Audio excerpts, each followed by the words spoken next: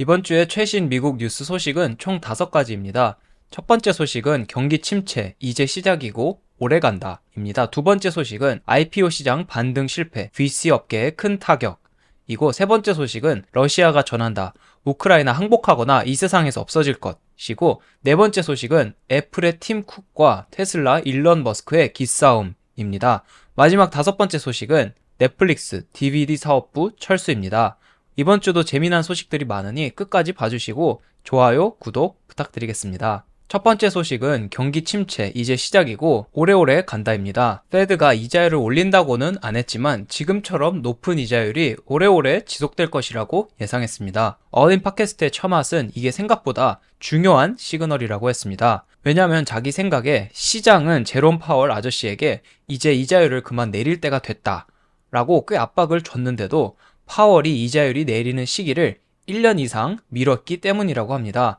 이 말은 아마 인플레이션 문제가 꽤 오랫동안 지속될 것이라고 생각해서 이자율을 오랫동안 높은 채로 유지를 하려는 것 같습니다. 이자율이 더 오랫동안 높게 지속된다는 건 여러분이 은행에 예금만 맡겨도 3, 4% 이자는 받을 수 있다는 뜻이고, 국채를 사면 많게는 5에서 6%까지 챙길 수 있기 때문에 안전자산에 대한 선호도가 높아질 것입니다. 그리고 스타트업 같은 위험 자산에 대한 선호도가 더욱더 낮아질 것이라고 예상했습니다. 예를 들어 처맛은 탑 7 테크 회사들, 애플, 구글, 메타, 마이크로소프트, 아마존, 엔비디아, 테슬라에게 투자가 집중될 것이라고 예상했습니다. 왜냐하면 이 탑 7 테크 회사들이야말로 거의 안전자산이기 때문입니다. 하지만 나머지 테크 회사들의 시장 가치는 더욱더 떨어질 것이고, 가뜩이나 힘든 테크 회사들이 상황이 더욱더 나빠질 것이라고 예상했습니다. 그리고 가장 안 좋은 건 이런 상황이 오래 지속될 것 같아 보이기 때문에 갓 상장한 테크 회사들이나 스타트업들은 고난의 행군을 오래오래 할 것이라고 예상했습니다. 어인 팟캐스트의 데이빗은 뿐만 아니라 페드는 국채를 팔면서 빚을 갚고 경기를 부양해야 하는데, 앞으로 미국 국채에 대한 수요는 더욱더 떨어질 것이고, 그러면 미국 국채에 높은 이자율, 프리미엄을 줘야 미국 국채가 팔릴 텐데, 그럼 이건 결국 높은 장기 이자율로 이어질 것이라고 주장했습니다. 한마디로 여러 가지 상황이 높은 이자율을 오래 지속하게끔 만들 것이고, 이는 경기 침체로 이어질 것이라고 예상했습니다. 또한 여러분과 저 같은 소비자들의 소비 패턴도 예측했습니다. 특히 미국은 요즘 신용카드 빚이 역대 최고이고, 사람들이 모기지 이자율이 너무 높아서 새 집을 못 사서 현재 집을 팔지도 못하는 상황이고, 소비력이 전반적으로 점점 떨어지고 있는 상황에서 소비를 줄일 수밖에 없을 것이다 라고 말합니다. 좀 더 구체적으로 아이폰을 덜 자주 바꿀 것이고, 해외여행을 덜 가고, 차도 덜 자주 바꿀 것이고, 더 좋은 집으로의 이사도 몇 년 미룰 것이라고 예상했습니다. 두 번째 소식은 IPO 시장 반등 실패, VC 업계에 큰 타격입니다. 최근 인스타카트, ARM, 클라비오라는 세 회사가 나란히 미국 나스닥에 IPO를 했는데요.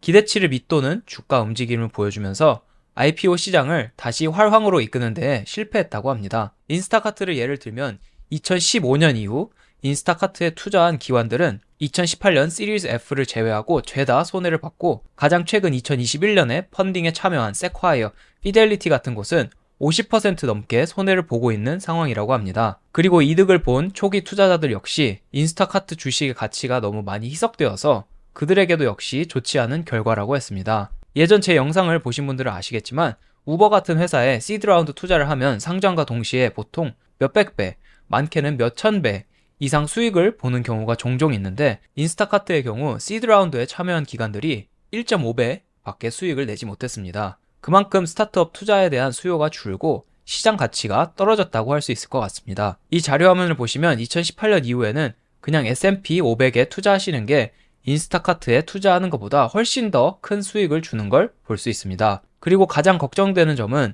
인스타카트는 엄청나게 좋은 회사이고 매출도 잘 내는 훌륭한 회사인데, 시장에서 이런 평가를 받으니 다른 일반적인 스타트업들은 훨씬 더 큰 위기이고, 그 회사들에게 투자한 VC들은 훨씬 더 큰 손해를 보고 있을 것이라고 예상했습니다. 세 번째 소식은 우크라이나 항복하거나 지구상에서 없어질 것입니다. 비아슬라브 볼로딘이라는 러시아의 하원 의장격인 사람이 최근 이러한 성명을 냈습니다. 러시아가 우크라이나와 평화협정을 맺거나 외교로 전쟁을 해결할 뜻이 없고, 우크라이나는 무조건 항복하거나 그러지 않을 경우 다 싹 쓸어버리겠다는 뜻입니다. 그가 말하길 서방은 현재 무기와 탄약이 부족하고 자국 정치인들에 대한 신뢰도가 떨어지고 있으며 우크라이나는 카운터 공격에 실패했다고 말하며 겁을 줬습니다. 또한 요즘 전 세계적인 흐름이 나토는 러시아 우크라이나 전쟁에 간섭을 그만하고 각자 자국 경제 부흥에 힘써야 한다 여서 나토가 러시아 우크라이나 전쟁에 덜 간섭할 조짐을 보이자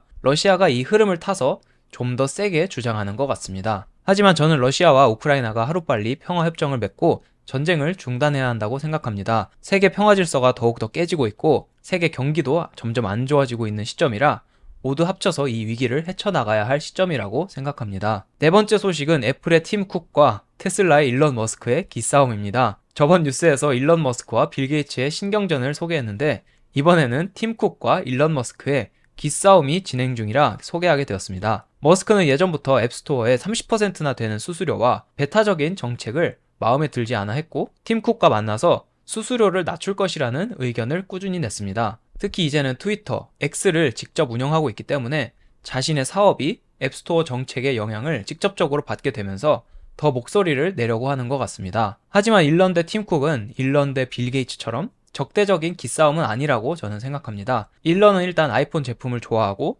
새로 출시한 아이폰 15을 살 의사를 트위터에서 밝히기도 했고 애플 역시 트위터, X에서 활발하게 아이폰 광고를 해주면서 머스크에게 수입을 안겨주고 있습니다. 그리고 팀 쿡은 일런을 애플 본사에 초청할 의사도 밝힌 적 있고 일런과 잘 지내면서 시너지를 내고 싶어하는 모습을 보였습니다. 하지만 사람들은 일런이 앱스토어의 수수료를 좀 낮춰주기를 기대하는 모습을 보이고 있고 정 답답하면 일런 니가 핸드폰, X폰을 출시하고 독자적인 앱스토어를 만들라는 의견을 보여주고 있습니다. 앞으로 일런과 팀 쿡의 관계가 어떻게 흘러갈지 많은 기대가 됩니다. 마지막 다섯 번째 소식은 넷플릭스 DVD 사업부 철수입니다. 넷플릭스는 원래 DVD를 렌탈해주는 서비스였다는 거 아시나요? 무려 1998년에 시작한 서비스입니다. 놀랍게도 여전히 100만 명이 넘는 사람들이 넷플릭스에 DVD 렌탈을 하고 있고 여태까지 50억 개가 넘는 DVD를 렌탈해줬다고 합니다. 한때 넷플릭스는 우체국의 5번째 큰 고객이었다고 합니다. 그만큼 많은 사람들이 넷플릭스의 DVD를 렌탈했었습니다. 2013년만 해도 DVD 렌탈 매출은 1조가 넘었는데 OTT 시장의 등장으로 점점 줄면서 현재는 2천억까지 줄었습니다. 넷플릭스의 올해 매출은 40조가 좀 넘을 것으로 예상이 되는데 전체 매출 중 DVD 렌탈의 비중은 0.5%까지 줄었습니다. 저도 DVD를 통해 영화를 보던 시절이 있었는데요. 세월이 참 많이 흘렀고 세상이 빠르게 변하는 것 같습니다. 동시에 이 흐름에 맞춰서 OTT 서비스의 선구자가 된 넷플릭스가 참 대단하기도 합니다. 오늘도 끝까지 시청해주셔서 감사하고 다음 주에 또 재밌는 미국 뉴스로 찾아뵙겠습니다. 감사합니다.